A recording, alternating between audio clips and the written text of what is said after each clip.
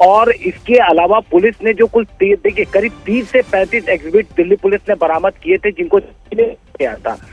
पता लगा था जो महरौली के छतरपुर से, तालाब से और गुड़गांव से पुलिस ने बरामद किया था, जिसमें से उसका जबड़ा भी था, एक जबड़ा भी पुलिस ने बरामद किया था। उनको जांच के लिए जब भेजा गया था तो पुलिस को सबसे पहले इस बात की चिंता थी कि कहीं ऐसा न हो कि डीएनए एक्सट्रैक्ट न हो पाए, लेकिन न सिर्फ डीएनए एक्सट्रैक्ट हुआ बल्कि कंप्लीटली जब उसका मिलान हुआ तो आप कह सकते हैं कि दिल्ली पुलिस ने राहत की सांस ली है, क्योंकि अभी तक कोई भी डायरेक्ट एविडेंस नहीं था। यहाँ पर दिल्ली पुलिस ने जब 12 नवंबर को एफआईआर दर्ज की थी नेहा, तो उसके बाद वो जब पूछताछ में 13 नवंबर को उसने खुलासा किया था कि उसने किस तरीके से हत्या करने के बाद बॉडी के टुकड़े किए थे और कहां कहां पर फेंके थे। इसके बाद पूरी रिकॉर्डिंग करते हुए दिल्ली पुलिस की टीम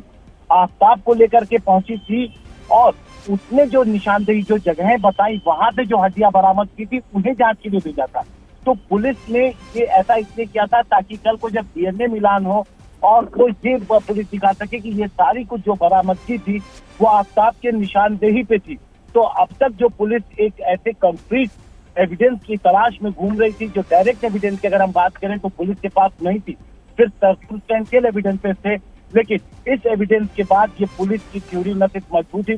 बल्कि पुलिस के लिए बेहद कामयाबी है। इसके अलावा आप देखिए जो तीनों उसके टेस्ट, जो पुलिस के सामने जो उसने पूछताछ में श्रद्धा की हत्या की बात कबूली, उसके टुकड़े की बात कबूली, फिर पॉलीग्राफी टेस्ट हुआ, उसमें उसने यही बातें दोहराई और नार्को में भी यही बातें दोहराई, और अब इस तरीके से जो हड्डियां उसकी निशानदेही पे मिली हैं उनका डीएनए मेल हो जाना, ये एक बड़ा एविडेंस आगे चल के साबित होने वाला है। लेकिन हिमांशु, ये तो एक कामयाबी है, इसके अलावा कई भी और मिसिंग सीक्वेंसेस हैं जिन्हें जोड़ना अभी पुलिस के लिए एक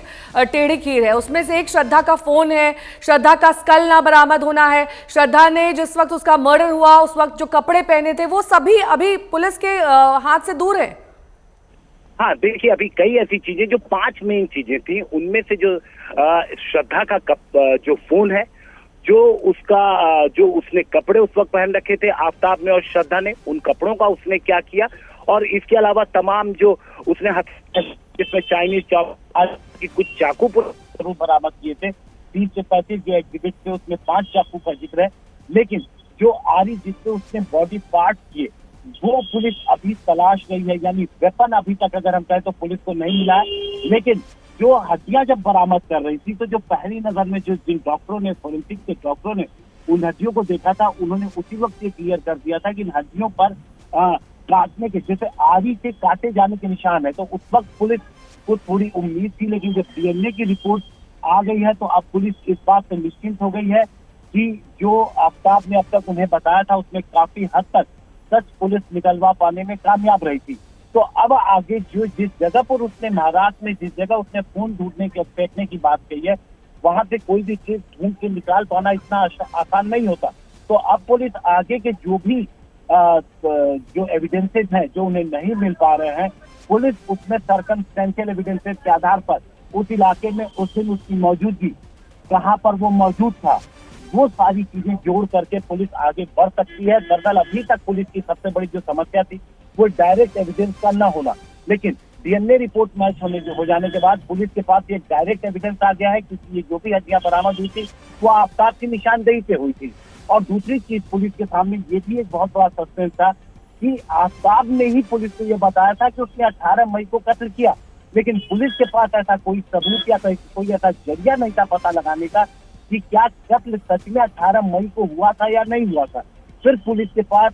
जो सर्कमस्टेंशियल एविडेंसेस है वो था, क्योंकि उसके पहले वो जब भी ऑर्डर करता था खाना तो 2 लोगों का ऑर्डर करता था, लेकिन 18 के बाद उसने खाने की सिर्फ 1 लोगों का खाना ऑर्डर किया। तो इस तरीके के सबूत जरूर पुलिस के पास थे, लेकिन डायरेक्ट एविडेंस पुलिस के पास नहीं थे। और अब जब डीएनए की रिपोर्ट मिल गई है तो डायरेक्ट एविडेंस एक पुलिस को मिल गया है और जांच अब इसी दिशा में आगे बढ़ेगी। और सबसे बड़ी पुलिस ने जो राहत की सांस ली है नया, वो ये राहत की सांस ली है कि कम से कम जो अभी तक पुलिस की जांच रही है 12 नवंबर से लेकर के आज दिसंबर 15 तक जो भी पुलिस ने जांच की है वो सही दिशा में उनकी जांच रही है। ये पुलिस के लिए एक बड़ी राहत भरी बात लेके आई है। और अब आगे पुलिस को तमाम जो रिपोर्ट्स हैं